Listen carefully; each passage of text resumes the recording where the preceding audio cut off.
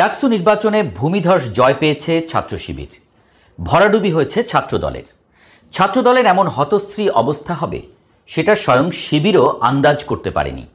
নির্বাচনে VP, GS, AGS এর পাশাপাশি ডাকসুর ২৮টি পদের মধ্যে ২৩টিতেই ছাত্র শিবির সমর্থিত প্যানেলের প্রার্থীরা জয় পেয়েছে। নির্বাচনে কারচুপির অভিযোগ তুলে যথারীতি বয়কটের ঘোষণা করেছে ছাত্রদল। আশঙ্কা ছিল ঢাকা বিশ্ববিদ্যালয়ে এবার বড় একটা ফাটাফাটি দেখবে। সেনা, পুলিশ, এপিসি সব প্রস্তুত ছিল, কিন্তু দিন শেষে কিছুই হয়নি। পরাজয় মেনে নিয়ে চুপচাপ ঘরে ফিরেছে ছাত্রদল। এমনকি বিএনপির সিনিয়র নেতা সালাউদ্দিন আহমদ প্রকাশ্যে অভিনন্দন জানিয়েছেন শিবিরকে। কিন্তু এখানেই গল্প শেষ নয়। ডাকসুর আনুষ্ঠানিকতা শেষ হলেও বিএনপির আসল দুশ্চিন্তা শুরু হলো এখান থেকেই, বলছেন বিশ্লেষকরা।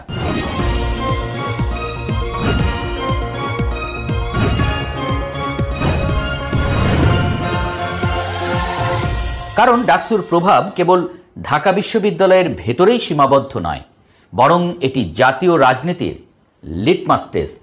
দেশের আনাচ কানাচ থেকে উঠে আসা মেধাবী তরুণরা এখানে অংশ নেয়, আর তাদের ভোটের ফলই ইঙ্গিত দেয় বাংলাদেশের রাজনীতি কোন দিকে বইছে।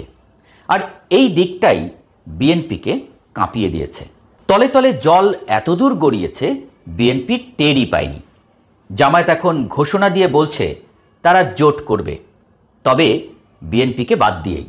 প্রথমে এমন কথায় মুচকি হাসা বিএনপি এখন ভেতরে ভেতরে হয়তো কাঁপছে, কারণ তারা বুঝতে পারছে জামায়াত আর আগের সেই কোণঠাসা দল নেই, বরং ডাকসুর ফল প্রমাণ করেছে তারা এখন জাতীয় রাজনীতির এক মহীরুহ।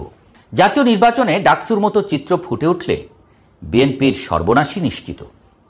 একসময় ভাবা হয়েছিল ক্ষমতায় ফেরা বিএনপির জন্য শুধু নির্বাচনের আনুষ্ঠানিকতাটাই বাকি, কিন্তু এখন হিসেব উল্টে যাচ্ছে। তারেক রহমানের দল হালকা হাওয়া পেলেও এবার আর এতটা নিশ্চিত থাকতে পারছে না। বিএনপির স্থায়ী কমিটির সদস্য মির্জা আব্বাস বলেছেন, ইলেকশনে বিএনপি হেরে গেছে এটা আপনারা বলতে পারেন, আমি বলতে পারি না। যে ঢাকা বিশ্ববিদ্যালয়ে জামায়াত ইসলামীর এত ভোট কোত্থেকে আসলো আমার তো হিসাবে মেলে না। আমি বলতে চাই না যে কারচুপি হয়েছে, আমি শুধু বলি দেশে একটা গভীর ষড়যন্ত্রের আভাস পাচ্ছি আমি। কারণ আমরা যখন বিভিন্ন দল একসাথে বসি তখন ইসলামী নেতারা বারবার বলেন, ভাই খেয়াল রাখেন আওয়ামী লীগ যাতে আর ক্ষমতায় আসতে না পারে, আওয়ামী লীগ আসলে সবাইকে কচু কাটা করবে। আমরা সেভাবেই চললাম, আর তলে তলে আওয়ামী লীগের সঙ্গে আঁতাত করে ছাত্রলীগের ভোট জামায়াত নিয়ে নিল। আব্বাসের কথায় যে অসহায়ত্ব ফুটে উঠেছে তা বিএনপির ভেতরকার ভয়ের প্রতিফলন। যদি সত্যি আওয়ামী লীগ জামায়াত আঁতাত করে থাকে তাহলে জাতীয় নির্বাচন বিএনপির জন্য অগ্নিপরীক্ষাই বটে। বিশ্লেষকরা বলছেন জামায়াত আওয়ামী লীগ জোট বাঁধলে বিএনপির অস্তিত্ব রক্ষাই হয়ে পড়বে কঠিন। প্রতিষ্ঠার ৪৮ বছর পর ডাকসু নির্বাচনে ছাত্র শিবিরের নিরঙ্কুশ জয় জামায়াতে ইসলামের নেতাদের আত্মবিশ্বাস আকাশচুম্বী করেছে।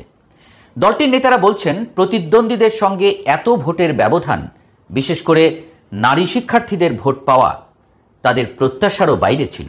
তাদের দাবি এই ফল শুধু ঢাকা বিশ্ববিদ্যালয়েই সীমাবদ্ধ নয়, জাতীয় নির্বাচনের ময়দানেও নিশ্চিত প্রভাব ফেলবে। জামায়াত ইসলামের নায়েবে আমির সৈয়দ আবদুল্লাহ মোহাম্মদ তাহের স্পষ্ট ভাষায় বলেছেন, যুব সমাজ এখন ধ্বংসাত্মক নীতিহীন রাজনীতি চায় না, তারা গঠনমূলক মেধাভিত্তিক একাডেমিক রাজনীতি চায়। ডাকসুর ফলই সেই বার্তা দিয়েছে। সংশ্লিষ্ট সূত্র বলছে এই ডাকসু নির্বাচনে জামায়াত পুরোপুরি সংগঠিত হয়ে মাঠে নামে। দায়িত্ব দেওয়া হয় তাহেরকে, সমন্বয় করেন শীর্ষ নেতারা। ভোটের দিন সকাল থেকে রাতভর পুরানা পল্টনের কার্যালয়ে বসেই নির্বাচন পর্যবেক্ষণ করেন মিয়া গোলাম পরোয়ার সহ কেন্দ্রীয় নেতৃত্ব।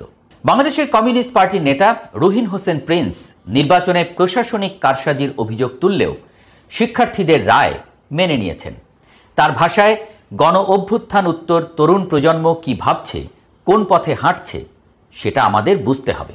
নাগরিক ঐক্যের মাহমুদুর রহমান মান্নাও বলেছেন, ফল মেনে নেওয়া ছাড়া উপায় নেই, এটাই নতুন প্রজন্মের সিদ্ধান্ত। এই ভোটে জেনজি প্রজন্মের চিন্তা স্পষ্ট হয়েছে, তারা পুরনো রাজাকার গালি রাজনীতি শুনতে চায় না। তারা চায় গঠনমূলক পথ, নতুন ধারার রাজনীতি। রাজনৈতিক বিশ্লেষকদের মতে শিবিরের জয় অনেকটা প্রতিক্রিয়ারই ফল। আওয়ামী লীগ দীর্ঘদিন ধরে জামায়াত শিবিরকে নিষিদ্ধ ও কোণঠাসা করে রেখেছিল, কিন্তু এই সময়েই তারা গোপনে সংগঠন শক্তিশালী করেছে, এমনকি ছাত্রলীগ সাজার কৌশলও নিয়েছিল। আজকের জয় সেই গোপন প্রস্তুতির ফলাফল।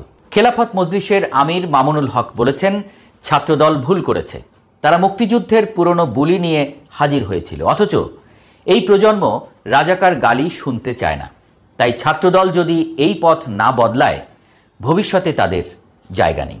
বিএনপির স্থায়ী কমিটির সদস্য গয়েশ্বরচন্দ্র রায়ও স্বীকার করেছেন, এই নির্বাচনে নিজেদের আত্মবিশ্বাস যাচাইয়ের সুযোগ হলো, আর সামনে পথ চলায় সতর্ক হওয়ার দরকার আছে।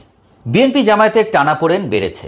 জামায়াত সংসদে আনুপাতিক পদ্ধতি অর্থাৎ পিআর চায়, বিএনপি চায় সরাসরি ভোট। ডাকসুর জয়ের পর জামায়াত পিআর দাবিতে আরও শক্ত অবস্থান নিতে পারে, এতে দুই দলের দূরত্ব বাড়তে পারে। বিএনপির ভেতরে শঙ্কা, সরকারও ভিন্ন কৌশল নিতে পারে, নতুন অনিশ্চয়তা তৈরি হতে পারে। যদিও সালাউদ্দিন আহমদ প্রকাশ্যে বলছেন, ডাকসুর প্রভাব জাতীয় রাজনীতিতে পড়বে না। গণতন্ত্র মঞ্চ বা বিএনপির অন্য মিত্ররাও একই সুরে কথা বলছেন। অন্যদিকে ইসলামপন্থী দলগুলো বলছে, ডাকসুতে শিক্ষার্থীরা পুরনো দখল চাঁদাবাজি রাজনীতি প্রত্যাখ্যান করেছে। এই স্রোতে জাতীয় নির্বাচনে প্রভাব ফেলবেই।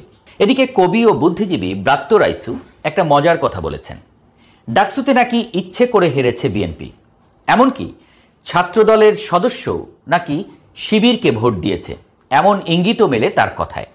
ব্রাত্য রাইসুর যুক্তি হলো, বিএনপি আসলে জামায়াতের আত্মবিশ্বাসটাকে আরও উঁচুতে তুলতে চায়, যাতে ফেব্রুয়ারির নির্বাচনে কোনো ধরনের প্রশ্ন ছাড়াই অংশ নেয় জামায়াত, আর ভোটে জিতে মসনদে বসতে পারে বিএনপি।